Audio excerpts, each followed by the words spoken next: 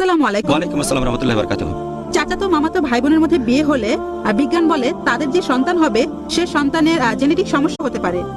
বোন প্রশ্ন করলেন যে চাচাতো মামাতো ভাই বোনের বিয়ে এতে কোনো জেনেটিক সমস্যা হতে পারে। আপনি এখানে রক্তের সম্পর্কে বিয়ের কথা বলছেন। এই ধরনের সম্পর্কে আমরা দেখি যে চাচাতো মামাতো ভাই বোনের মধ্যে বিয়ে হয়।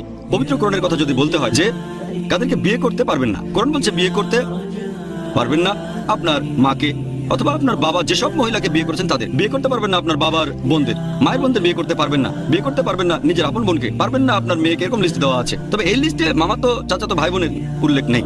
তাহলে কোরআনের এই আয়াতের ভিত্তিতে যাদের বিয়ে করা নিষিদ্ধ তাদের মধ্যে মামাতো চাচাতো ফুফাতো খালাতো ভাই বোনের উল্লেখ নেই। তবে আপন ভাই বোন কোরআন নিষিদ্ধ করেছে। অনেক সম্ভাবনা জেনেটিক সমস্যা হওয়ার। মামাতো চাচাতো ভাই বোনের ক্ষেত্রেও এই সম্ভাবনা থাকে, তবে সম্ভাবনাটা অনেক কম। যদি আপনি একেবারে অপরিচিত কাউকে বিয়ে করেন সেখানেও সম্ভাবনা থাকে, তবে সম্ভাবনাটা কম।